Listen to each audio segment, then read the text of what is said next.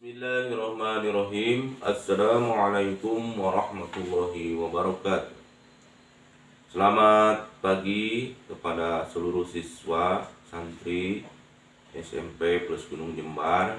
Sebelum belajar kita berdoa dulu. Berdoa dimulai. Baik, berdoa selesai. Kita hari ini materinya untuk kelas 7 tentang sholat Jumat. Sebagaimana Allah Subhanahu wa taala berfirman, A'udzu billahi minasyaitonir rajim. Bismillahirrahmanirrahim. Ya ayyuhalladzina amanu idza nudiya lis-sholati min yaumil jum'ati fas'au 'ala dzikrillah.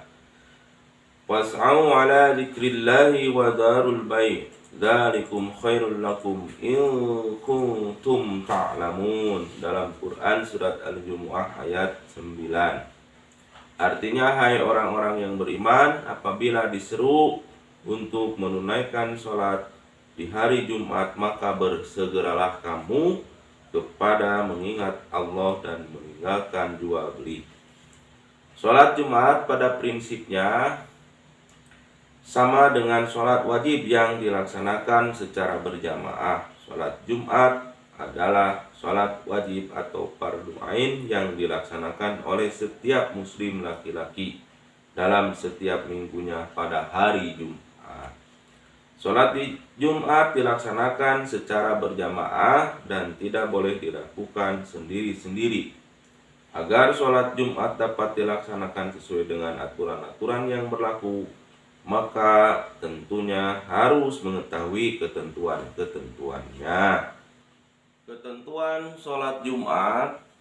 1. Syarat wajib sholat Jumat yang pertama adalah Islam. Ketentuannya itu diperintahkan sebagaimana tadi dalam Quran surat Al-Jumu'ah ayat 9. Ini dikhususkan kepada orang Islam.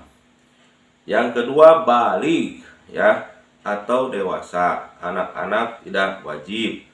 Tapi kalau misalkan ada yang diikut sertakan dalam pelaksanaan sholat Jumat, itu sebagai pembelajaran bagi anak-anak tersebut untuk mengenalkan tentang sholat, mengenalkan tentang suasana dan lingkungan ibadah di masjid.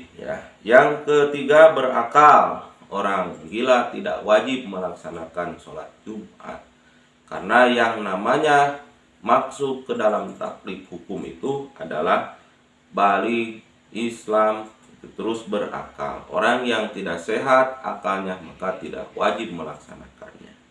Yang keempat, laki-laki, perempuan tidak diwajibkan. Dan yang kelima, sehat. Orang yang sedang sakit atau berhalangan tidak diwajibkan. Yang selanjutnya, menetap atau bermukim. Orang yang sedang dalam perjalanan musafir tidak wajib. Syarat mendirikan sholat Jumat. Sholat Jumat dianggap sah apabila memenuhi syarat sebagai berikut.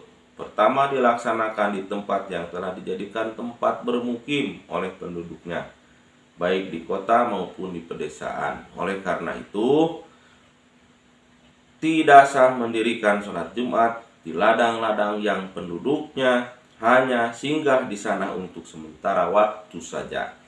Yang selanjutnya, yang kedua, dilaksanakan secara berjamaah.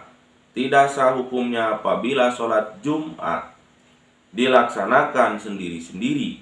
Para ulama berbeda pendapat tentang jumlah orang untuk dapat mendirikan sholat Jumat.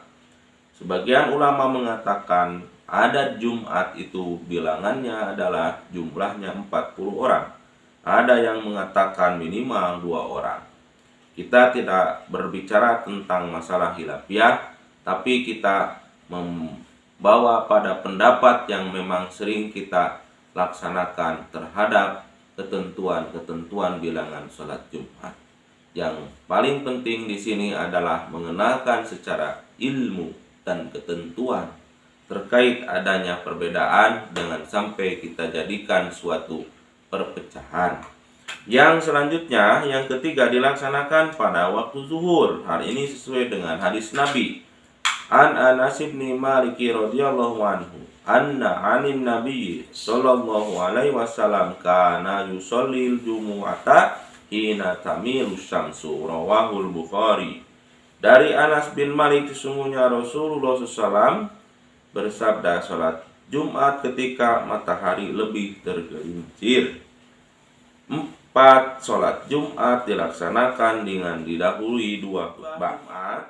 Rukunnya adalah 1. Mengucapkan pujian kepada Allah Subhanahu wa Ta'ala. 2. Membaca sholawat atas baginda Rasulullah SAW. 3. Mengucapkan 2 kalimat syahadat. 4. Berwasiat. Contoh, ya ayyuhalladzina amanu taqullaha haqqa tuqatih wa la tamutunna illa wa antum muslimun. Mengajak, berwasiat, menasihati kepada jalan ketakwaan. Yang kelima, membaca ayat Quran pada salah 1-2 khutbah. Yang keenam, berdoa untuk semua umat Islam pada khutbah yang kedua. Sering kita mendengarkan doa daripada seorang khatib, Allahumma gfir lil mu'minin wal mu'minina wal mu'minat wal muslimina wal muslimat. Itu contohnya seperti itu. Yang selanjutnya, syarat khutbah. Yang barusan tadi rukun khutbah, sekarang syarat khutbah. Khutbah Jumat dilaksanakan tepat siang hari saat matahari tinggi dan mulai bergerak condong ke arah barat. 2. Khutbah Jumat dilaksanakan dengan berdiri jika mampu. 3. Khatib hendaklah duduk di antara 2 khutbah. 4. Khutbah disampaikan dengan suara yang keras dan jelas. 5. Khutbah dilaksanakan secara berturut-turut, jarak antara keduanya. 6. Khatib suci dan dari hadas dan najis. 7. Khatib menutup aurat. Sunnah khutbah. Khutbah dilaksanakan di atas mimbar atau tempat yang tinggi. 2. Khutbah disampaikan dengan kalimah yang fasih, terang, dan mudah dipahami. 3. Khatib menghadap ke jamaah sholat Jumat. 4. Khatib membaca sholawat atau yang lainnya di antara 2 khutbah. 5. Khatib menertibkan 3 rukun, yaitu dimulai dengan pujian, sholawat Nabi, dan berwasiat. 6. Jamaah sholat Jumat hendaklah diam tenang memperhatikan khutbah Jumat. 7. Khatib hendaklah memberi salam. 8. Khatib hendaklah duduk di antara kursi mimbar sesudah memberi salam dan mendengar. Yang berkaitan dengan sholat Jumat: 1. Mandi terlebih dahulu sebelum pergi ke masjid. 2. Memakai pakaian yang bagus, disunahkan berwarna putih. 3. Memakai wangi-wangian. 4. Memotong kuku, menggunting kumis, dan menyisir rambut. 5.